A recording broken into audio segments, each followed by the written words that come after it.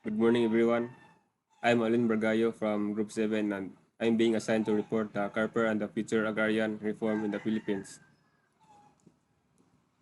So, from the title, Agrarian Reform in the Philippines means it seeks to solve the centuries-old problem of landlessness in rural areas.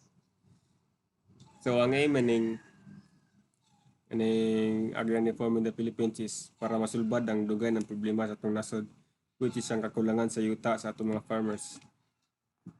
So nakinamdum ta nga nagsugod ni siya sa panahon sa gisakop sa Amerikano ug sa mga Espanyol. So sa time nga nakamit ato ang kalayaan, niliyap atong gobyerno para masulbad ni problema. So daghan sila nagama nga program pero wala sila mo succeed. So ato sang ilailahon no sanay kalayaan sa carp ug carper. Since anyar ko mag focus sa nito topika. CARP means Comprehensive Agrarian Reform Program. It is a social justice government program initiative that aims to grant landless farmers and farm workers ownership of agricultural lands.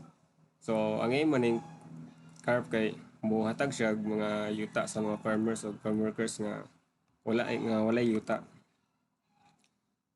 While ang CARPer is Comprehensive Agrarian Reform Program Extension with Reforms. It is a mandatory law that extended the deadline of CARP to 5 more years. So, kining CARP isa na siya ka law nga para ma-extend ang CARP og 5 more years. Kining CARP giga na nagsugod ni CARP pag June 1988. The new deadline of CARP expired in 2008, leaving 1.2 million farmer and beneficiaries and 1.6 hectares of agricultural land to be distributed to farmers. So, ni-expire na CARP pag 2008. In 2009, President Arroyo signed Republic Act number 9700 or Comprehensive Reform Program Extension with Reforms or CARFER. So, gisign na ni President Arroyo pag 2009 ang katong law nga atong gi-mention para ma-extend og 5 more years ang CARP. So, nasud sa Section 30 of RA 9700 or Carper Law na ang implementation sa og provision sa CARP is still pending nga gisugdan ng padayon para mahuman miski mulapas sa giasahan nga date. So napil sa implementation sa CARP ang paghatag og suporta sa farmers og paghatag nila rights to do own, control, secure, cultivate, and enhance their agricultural lands. From 2009 to 2014, diba, gi-extend man to. Ang Carper kay naka-distribute siya 1 million hectares of lands sa 900,000 ka farmer.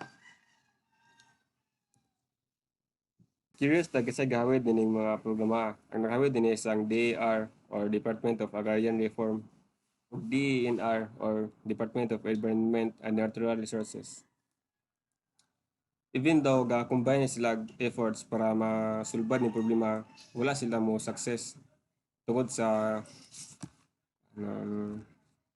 limited resources, position of landlords, lack of support from the legislators. So, mo nakangin nga dili successful ilang plano or program. Marta sir, salamat.